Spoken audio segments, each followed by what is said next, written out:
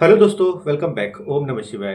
तो आज बात करेंगे पाइसेस मून वालों के लिए, जो कि शनि का गोचर आपके एसेंडेंट में ही होने वाला है, यानी कि मून के ऊपर ही होने वाला है 2025 में। तो ये कैसा रिजल्ट देगा करके। तो देखिए, शनि का गोचर जब भी आपके मून के ऊपर से होगा, यानी कि ये देखिए सेकंड फेज ऑफ साढ़े साती होती है। इसको टफ साढ़े साती कहा, साढ़े साती का टफ पोजिशनिंग कहा जाता है। बट यूजुअली देखिए, ये पर्सन टू पर्सन वेरी करेगा। किसी के लिए बहुत ज़्यादा टफ रहेगा, किसी के लिए थोड़ा ये ग्राउंड ब्रेकिंग भी रहेगा, मतलब कि लाइफ में कुछ अच्छा हो, ऐसा भी होता है ये ट्रांजिट। तो कैसे होता है वही मैं आपको बताऊँ। देखिए, जिसका भी मून पाइसेस साइन में होता है, उसमें क्वालिटी होती है कि वो हमेशा थोड़ा अलग सोचते हैं या फिर अलग जोन में रहते हैं। वो समाज में रह के भी वो एक अलग जोन में रहना हमेशा पसंद करते हैं। उनके अंदर एक ये टेंडेंसी होती है कि वो अलग से रहे थोड़ा, मतलब कि सोच थोड़ी अलग होती है। अगर 5 लोग एक तरीके से सोच रहे हैं, तो पाइसेस मून वाला जो है ना, वो अलग तरीके से सोचेगा।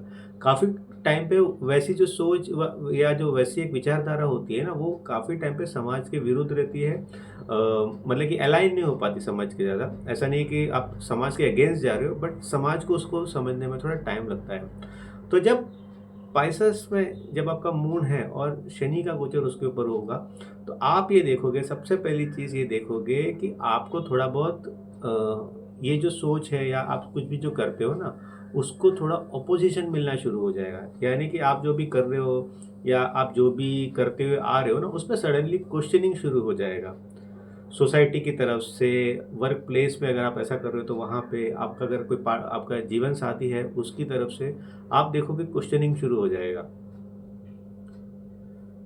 सैटर्न असेंडेंट में मून के ऊपर ट्रांजिट कर रहा है, ये पीरियड जो कि आपके लिए मेंटल स्ट्रेस का पीरियड होगा, यानी कि माइंड में बहुत सारी चीज़ें चलती रहेगी। अब इसका एक देखिए, कौन तो यही है कि अगर हाँ बहुत सारी चीज़ें इधर उधर से कॉम्प्लिकेशंस आ रही है, सडनली ये चीज़ें हो गई घर में, सडनली वो चीज़ें हो गई, नौकरी से रिलेटेड कोई चीज़ों में प्रॉब्लम्स आ गई, वो भी हो सकती है। अदरवाइज ये भी चीज़ हो सकती है कि काम इतना अच्छा चल रहा है ना, आपके पास फुर्सत नहीं है। आपका बिजनेस अगर इतना अच्छा चल रहा है ना, आपके पास फुर्सत नहीं है।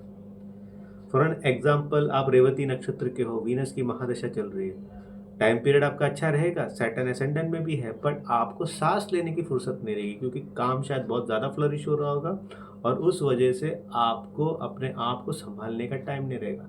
सैटर्न जब भी मून के ऊपर से ट्रांजिट होगा, तो देखिए समाधान कम रहता है ज़िंदगी में। जो मेंटल पीस है ना, वो कम रहता ही है ज़िंदगी में। इसीलिए कहते हैं कि ये जो समझ गया, ये जो ट्रांजिट जो समझ गया ना, जब हमारे माइंड के ऊपर से जो सैटर्न का ट्रांजिट हो रहा है, और सैटर्न क्या कहना चाह रहा है, वो बुद्धि को अगर समझ में आ गई ना, लाइफ बहुत ईजी हो जाती है, लाइफ बहुत अच्छी हो जाती है। तो सैटर्न यहाँ पे आपको यही समझाने की कोशिश करेगा। आपके माइंड जो, देखिए क्या होता है ना कि wondering mind, moon in Pisces बोलते हैं कि वंडरिंग, मतलब मन इधर भटक रहा है, मन उधर भटक रहा है, मन ऐसी चीज़ें सोच रहा है जो शायद कभी पॉसिबल नहीं है। ठीक है, तो सैटर्न आपको रियलिटी चेक देता है। इसीलिए कुछ पाइसेस मून वालों के लिए ये जो सैटर्न का ट्रांजिट है ना, काफ़ी टफ होगा, क्योंकि सैटर्न उनको रियलिटी चेक देगा। भाई रियल में ये है, तो किसी के ऊपर भरोसा कर रहा है ना, शायद वो सबसे रॉन्ग पर्सन है आपकी ज़िंदगी में, और सबसे रॉन्ग पर्सन पे आप इतना बिलीव कर रहे हो और आप फिर भी आँख बंद कर दोगे, तो ऐसी कोई चीज़ें दिखाएगा कि आपको, आप एक सदमे में जा सकते हो। वो रियलिटी, वो आपके रिलेटिव्स हो सकते हैं, आपके सिबलिंग्स हो सकते हैं, आपका लाइफ पार्टनर हो सकता है, या तो इन रिलेशन आप जिसके साथ भी ना, उसके साथ हो सकता है। आँख मूंद करके जो पाइसेस मून वाले जी रहे थे अभी तक ना, सैटर्न एक रियलिटी चेक दे देगा आपको, हिल जाओगे आप। बट मैं फिर भी मानता हूँ कि ये सारी चीज़ें तो हैं, बट फिर भी जो लोग मिड 20s में है ना, उनके लिए अच्छा टाइम ही रहेगा, क्योंकि आप किसी गोल के ऊपर रहोगे। क्योंकि जब मिड 20s में होते हैं, तो हम पढ़ रहे होते हैं, कुछ लॉन्ग लंबी जो पढ़ाइयाँ होती है वो चल रही होती है, या तो बेसिकली तो जॉब फ्रंट पे ही होते हैं। ठीक है, उनके लिए ये टाइम पीरियड बहुत अच्छा है, क्योंकि सैटर्न आपके 7th हाउस को भी एस्पेक्ट करेगा, सैटर्न आपके 10th हाउस को भी एस्पेक्ट करेगा। जो अनमैरिड लोग हैं, जिनकी एज हो चुकी है 28-30 के ऊपर, उनको शादी यहाँ पे सैटर्न ला सकते हैं, क्योंकि डायरेक्ट एस्पेक्ट आपके 7th हाउस में होगा। और आपके अगर वर्गो साइन में, जैसे कि देखिए वीनस है, डिबिलिटेटेड वीनस है, जुपिटर है, मून है, मून तो नहीं हो सकता, ऐसे कोई भी प्लैनेट्स हैं, मार्स भी है, मार्स भी अगर आपके जो कि 7th हाउस में है, सैटर्न की दृष्टि वहाँ पड़ते ही ये गोचर आपका शादी की चीज़ें क्लिक होने लग जाएंगी, मैरिज रिलेटेड चीज़ें आपकी क्लिक हो जाएंगी। तो इसीलिए ये सैटर्न का जो ट्रांजिट है ना बहुत इंपॉर्टेंट ट्रांजिट होता है। यूजुअली देखिए जब भी सैटर्न का सेकंड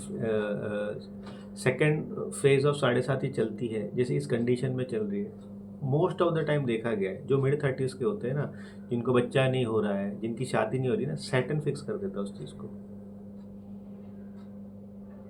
सैटर्न से सही कर देता है किस चीज़ को। बट अगर आप देखो ये कैसे सैटर्न प्ले होता है, अब यही पाइसेस मून वाले के एसेंडेंट में सैटर्न ट्रांजिट कर रहा हो, आप मिड 20s में हो, आपका ओवरऑल कुंडली में 7th हाउस डैमेज है, आपके घर वाले बार बार शादी के लिए चीज़ें कर रहे होंगे बट शादी वहाँ पे नहीं हो पाएगी क्योंकि सैटर्न वहाँ पे ब्लॉकेज का काम करेगा।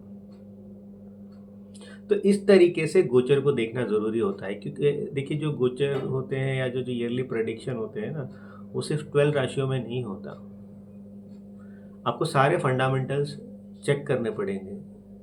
तो उसी से मैं थोड़ा थोड़ा चीज़ें आपको बता रहा हूँ। एक जहाँ जहाँ पे सैटर्न शायद मैरिज को ब्लॉकेज का काम करेगा, मतलब सब कुछ हो गया, बस जाके आप मंडप में बैठने हैं, लास्ट मोमेंट में मैरिज हो रोक देगा। खास करके ये 25-26 के एज के अंदर के लोगों के लिए मैं बोल रहा हूँ, और जिनका 7th हाउस डैमेज भी होगा। वहाँ पे होता है ना कि सारा कुछ हो गया, अरे क्या बात है, शादी के पूरे योग बन रहे, बट नहीं होगा। तो सैटर्न आप 7th हाउस को देखेगा, वो डिसाइड करेगा आपको मैरिज करना है कि नहीं, और जो डिलेड मैरिज वाले हैं उनको वो मैरिज कराने की कोशिश करेगा अगर आपका 7th हाउस डैमेज्ड भी हो।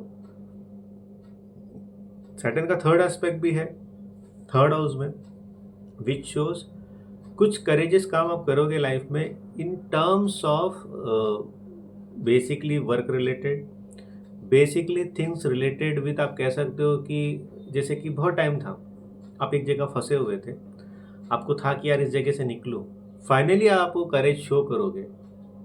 अब इसमें कैसे हो सकता है, अगर इसका एक एग्जांपल समझो तो आप कोई इल्यूजन में थे कि यार बहुत अच्छी कंपनी है ये तो मेरा, बट आपको पता चला कि भाई वहाँ के बहुत लोग आपके आपके हिसाब से नहीं सोचते, आपके लिए गुड थॉट्स नहीं रखते। वो जो मैं रियलिटी चेक जो सैटर्न देने का बोल रहा है ना, मैं वही बोल रहा हूँ। देन आप डिसाइड करोगे कि नहीं अब यहाँ से मूव करना है, यहाँ से ट्रैवल करना है, दूसरे कोई फर्म में जाना है, या तो फिर शहर ही छोड़ देना है। नेबर के साथ कॉन्फ्लिक्ट होते हुए दिखोगे इस टाइम पीरियड में, सिबलिंग्स के साथ चीज़ों को अनबन होता हुआ आप देखोगे इस टाइम पीरियड में। और जिसकी कुंडली में वैसे ही थर्ड हाउस डैमेज्ड हो, या थर्ड हाउस लॉर्ड अगर अच्छे से वेल प्लेस नहीं हो कुंडली में, और ये चीज़ें हो रही है, आप देखोगे कि सिबलिंग्स के साथ बहुत बड़ा फाइट आपका ज़िंदगी में शुरू हो जाए, किसी को लेके बहुत बड़ी अनबन हो जाए इस टाइम पीरियड में, आप ये देखोगे। बट ओवर एंड ऑल ये एक मिक्स है, क्योंकि देखिए मिक्स, बहुत लोग तो आपको सीधे बोल देंगे कि भाई 100% ये ट्रांजिट खराब रहेगा पाइसेस मून वालों के लिए क्योंकि आपके असेंडेंट में हो रहा है। बट इसको एज वाइज, प्रोफेशन वाइज, आपको महादशा वाइज इसको आपको डिटरमिन करना पड़ेगा किसके लिए अच्छा रह सकता है, किसके लिए बुरा रह सकता है करके। तो इसीलिए मैं इस ट्रांजिट को 50-50 ही दूंगा, मैं 100-90 इतना नहीं दूंगा, क्योंकि काफ़ी लोगों के लिए ट्रांजिट पाइसेस मून वाले के लिए, खास करके जो लेटर पार्ट ऑफ लाइफ है, मतलब कि 30s के बाद के लोग हैं, उनके लिए कहीं ना कहीं कुछ तो गुड रिजल्ट्स वो लाएगा। जिसका भी कोई कार्य फंसा हो, जॉब से रिलेटेड, बिजनेस से रिलेटेड, मैरिज से रिलेटेड, बच्चे से रिलेटेड, वहाँ पे उल्टा सैटर्न कुछ आपको देने की कोशिश करेगा। तो ये था सैटर्न का गोचर सारे हाउसेज में, जो कि आज मैंने कंप्लीट किया। अगर आपको मुझसे कंसल्ट करना है तो देखिए, ऑब्वियसली मैंने आपको नंबर दिया हुआ है व्हाट्सअप का, वहाँ जाके पूछ सकते हैं आप मुझसे कैसे कंसल्ट कर सकते हो। तो अगली वीडियो तक मुझे इजाज़त दीजिए, बाय।